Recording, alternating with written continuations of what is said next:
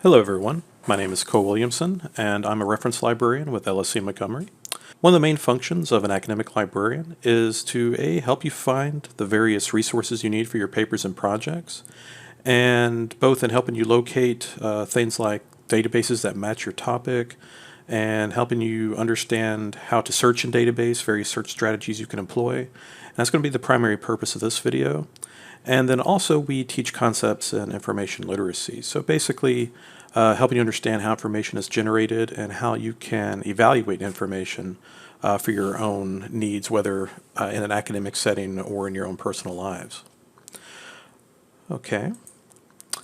Now, one of the big challenges whenever you begin a research assignment for one of your classes is just figuring out where to start. What exactly do you want to research? And there's a few places you can go to do that.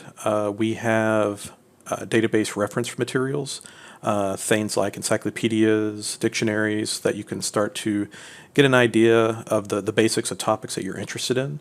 We also create research guides. These are going to be passive web pages on the library website that basically give you starting places for searching in different subject areas.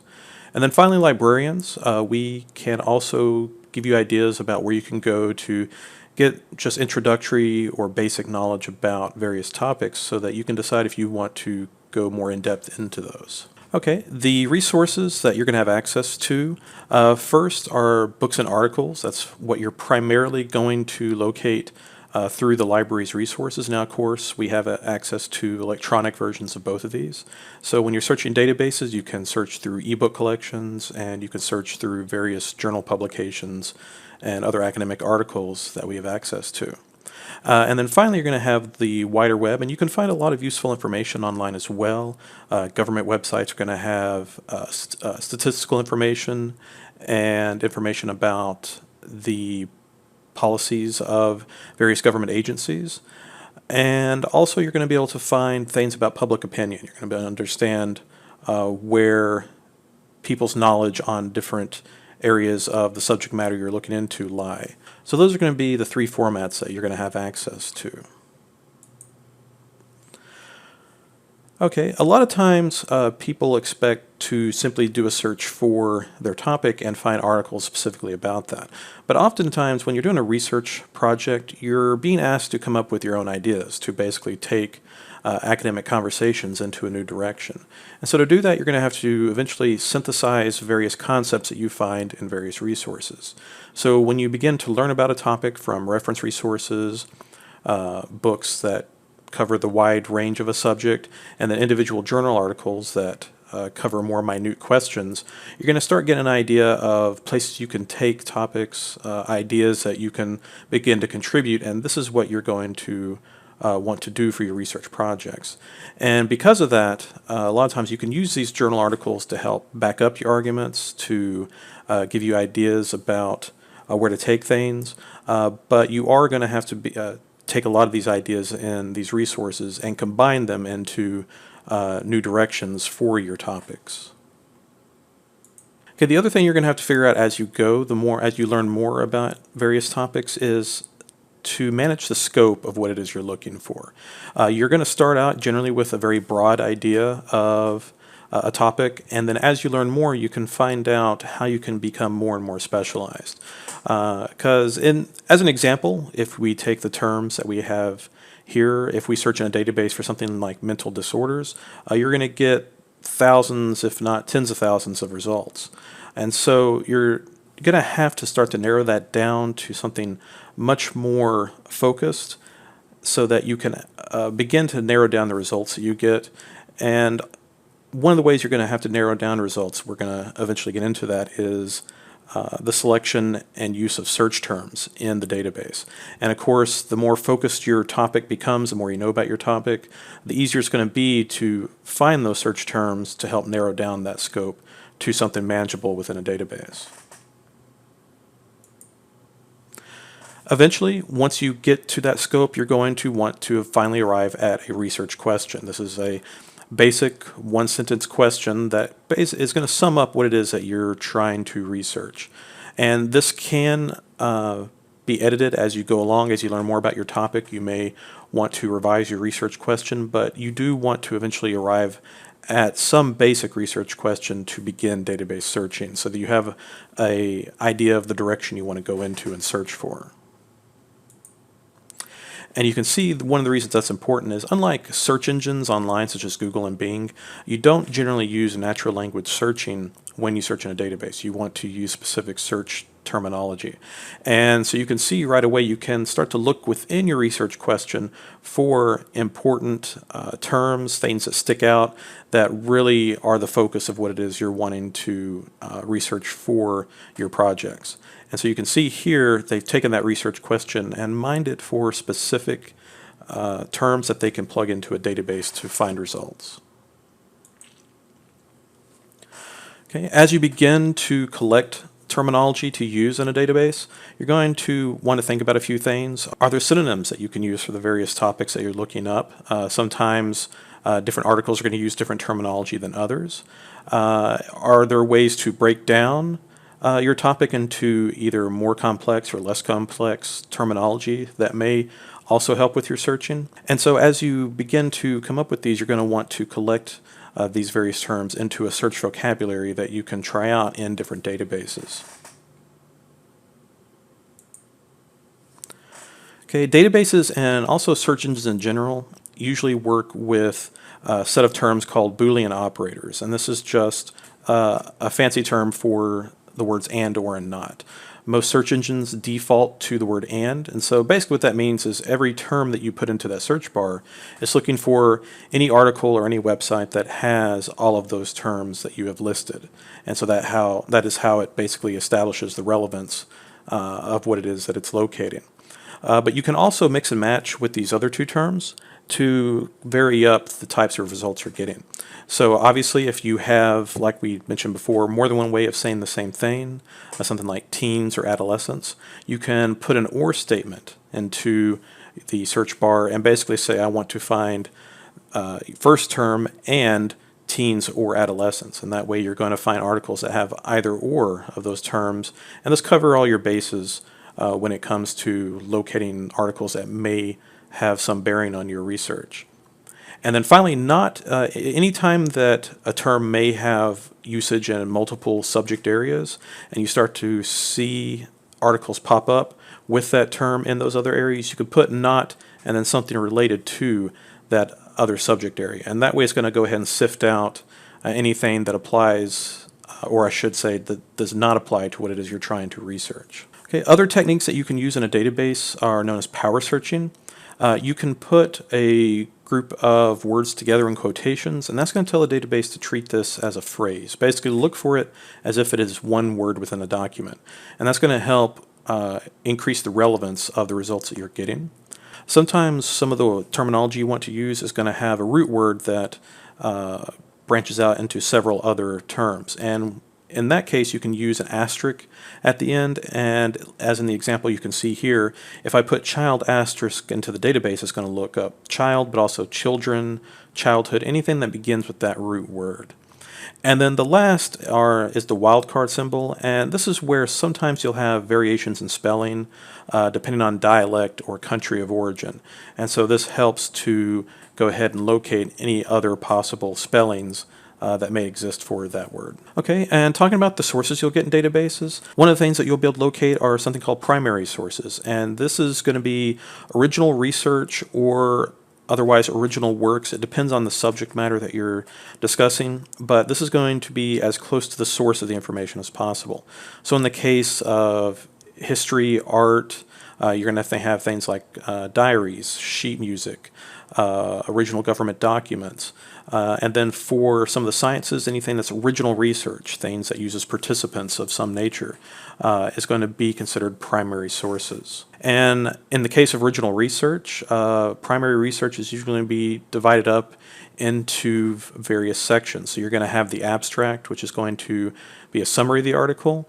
Other things to keep in mind are the methods. This is going to describe how they conducted their research, basically what methods they used to come up with the results they got. And then finally, the discussion is going to talk about them interpreting the results that they received from their experiment, basically describing what it is they think they have found through their methodology. And then finally, they should have a list of references for articles that they used in researching their own paper. Next, we're going to also locate secondary sources, and these are going to be generally like collections of primary information that have been collected together to make it more manageable for first-time readers.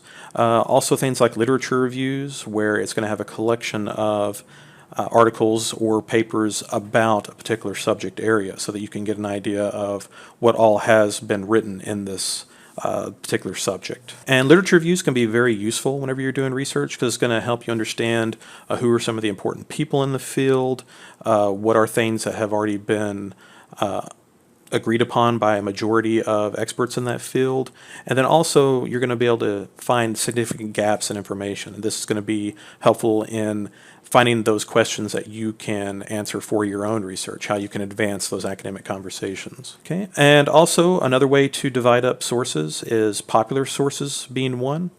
This is going to be what most people are fairly familiar with. If you go into any Barnes & Noble or also most airports, you're going to have newsstands with primarily popular sources. These are meant for the general public. They're going to have very eye-catching covers, and again, these are generally for-profit. They're going to have lots of advertising in them, and they're not generally going to focus too much on references or citing their work in any way. On the other side of that coin, you're going to have scholarly sources. This is what you're going to primarily locate through databases, and these are going to be very plain, black and white. The only visuals you'll generally see are going to be charts and graphs. They'll have abundant references at the end, and this is generally meant to present research to experts in the field. Basically, it's experts speaking with other experts and sharing new information that they have. Therefore, most people who read these are going to be academics or someone who is an expert in a particular field of study. And generally, you do have to locate these through libraries. That tends to be difficult to find them within bookstores or other commercial venues of that nature.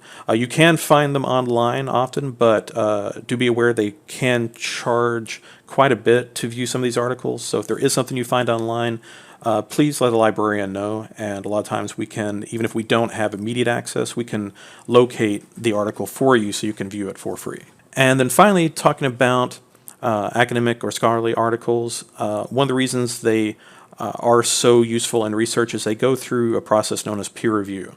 And this is where someone who writes a paper has to submit that paper to a committee of experts who then look through everything in the article, ask for additional information on areas, and all of those experts have to give it their vote of approval. Generally, they don't know who the author is, and the author doesn't know who the experts are. And that way, that is done, of course, keep as much bias out as possible. And only once they all give it their vote of approval does it get published. And so that helps to guarantee as much as possible that these articles are as authoritative as possible, and so they're excellent for use in any kind of serious academic research. Okay, so next I want to show you how to access the library's available information online, and then we're going to look at a database, and I'm going to show you some of the techniques that we just discussed in searching for articles on a database. Okay, so from the main Lone Star page, we're going to go ahead and select Libraries here at the top. On this page, a couple things to note. You can locate articles directly from here based on subject area. These will connect you to various databases. You can also locate ebook collections, videos, and find contact for your specific campus library. There's also going to be a chat window open here so that you can speak with a librarian directly. Okay, once scrolling down, you're going to see this heading for research guides and a listing of each campus. So we're going to go ahead and select LSC-Montgomery. And this is going to take us to the resource portal for our library. Now, a couple things to point out from here. You can navigate using the tabs here on the left. The scrolling marquee is going to have important information, things like our virtual book display and other announcements that you'll be able to locate here. We have an FAQ Here's contact for the library and also another link for the chat. Down here you'll be able to find information on the librarians. And then of course to access our various subject guides you're going to want to use these drop downs here. So the one on the left is going to be subject guides. So from here you would look for the subject area that you're researching in. And just as an example, I'll select psychology. And when I hit go, it's going to go ahead and open up that guide. Now each of the guides is arranged in the same manner and it's meant to mirror the research process as a whole. So on the Get Started tab, it's going to have information on things like choosing your research topic, understanding when due dates arrive, knowing what citation style you use. And also there will be links for any background information or reference databases that will be useful in that subject area. On Find Sources, you'll have links to the catalog for books, DVDs, and CDs, the databases for articles, videos, and ebooks, and then any websites that we've located that are useful as well. On the Evaluate Your Sources tab, you'll have information about how to evaluate various sources you may find online for accuracy and authority. And then the remaining tabs, Use Your Sources, will link you to the Writing Center or the Right Place. Cite Your Sources, I'll show you that page here in a little bit, but this is going to give you information on citation. And then also we have a link to connect you to tutoring if you need help in that subject area. Okay, under Find Sources, let's go ahead and select Databases. And let's go ahead and go to the Articles tab to see a list of databases useful in this area. And for our example, we're going to go ahead and select Academic Search Complete. And if you're not on campus, it will ask you to log in. You can either use your library barcode. It's going to be the long 14-digit barcode on the back of your student ID.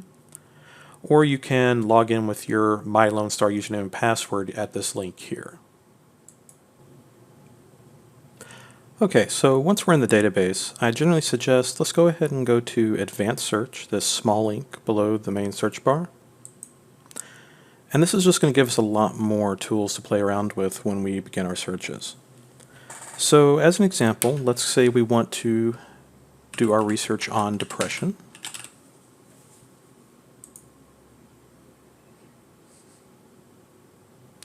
So you can see here, this is an excellent example of the concept of scope that we were discussing earlier. You definitely want to have your scope narrowed down so that you can get this to a much more reasonable number using additional search terms that you've collected. So to continue our example, let's say that we wanted to focus on the age group of teens, and we wanted to look in the United States.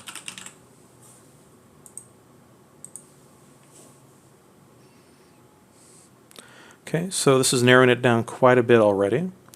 Now, talking about some of the other techniques that we discussed for database searching, for one, I realize that this particular term is an everyday term, and many academics may prefer the more specific term of adolescence.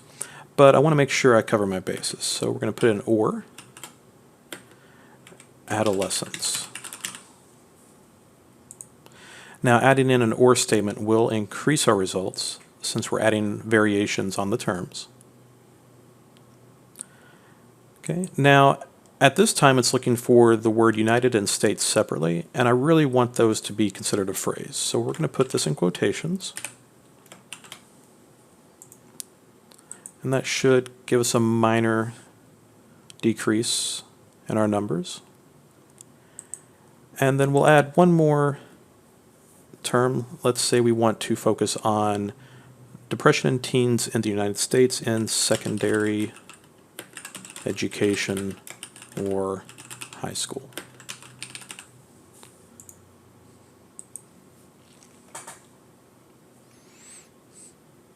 Okay, so we've gotten this down to a much more reasonable number, and you can see how each one of these terms has allowed us to focus the scope of our research to something more manageable. Now there are a few tools in the database that we can use to limit this a little bit more. For starters, let's say we only want to see results that we have full text immediate access to. I'm going to select that checkbox. Okay, and also we really want to focus on scholarly peer-reviewed articles. So I'm going to select that checkbox as well. And finally, we want to think about time frame in this particular topic. So let's look at the last 10 years. So I'm going to type in 2011 here and hit enter. And there you go. We've gone from several 100,000 down to 42, just with a consideration of how we want to focus our topic and using some of the built-in limiters that the database provides. Okay, from here you can go ahead and scan through titles, and anything that you think that looks interesting, you can go ahead and select the title, and it's going to take you to a detailed record page. And here you're going to find a lot of information. First off, you want to take a look at the abstract. Academic articles can be quite long, and so you really want to look through here to see if this is something you want to spend your time looking into. You can also take a look at the source here. We can select this and find information about the publication, including here at the bottom whether it is peer-reviewed. Then we can go back. We can also find out information about the author, other articles that this author has published. And then here you're going to find a list of subject terms. Now basically, just like librarians arrange books on the shelf by subject, they do the same thing in databases. Tags are applied to all the articles to help link them together. So each one of these is a link, and it will give you every article that has that particular subject term if you select it. But also you can use these as search terms within a database, and these tend to be highly effective if you find one that closely matches your research that you're performing. Here on the right-hand side, you can select email and email the article to yourself along with a citation in a variety of styles. You can send the article to a Google Drive using this link. And then also where you see permalink, if I select this, it's going to create this link that I can share into a D2L conversation, and that way the people in my class can view the article. Otherwise, if you use the link at the top, they're just going to hit the firewall and never actually be able to view what it is you're looking at. And then finally, the full text is going to be located here on the left-hand side. If I select the PDF, that will go ahead and load, and I can read the full text of the article.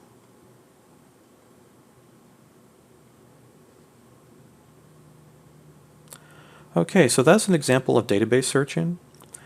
And again, there's tons of databases on a wide variety of subjects, so if you have difficulties, don't forget contact the librarians, and we can help you figure out how to navigate through all the various databases that we have. Okay, next I'm going to go ahead and close this page. And I want to take a look at this Cite Your Sources tab. And this will take you to another guide for citation. And we can go ahead and select this tab here for MLA. And here you're going to find links to a variety of information to help you in crafting citations in the MLA style, and then also APA in Chicago for the other classes that you may have as well. Okay, so this is going to conclude this video tutorial. As I said just before, if you need any assistance at all, please don't hesitate to contact a librarian, and we'll be happy to help you with research, information literacy, and citation. Thank you, and goodbye.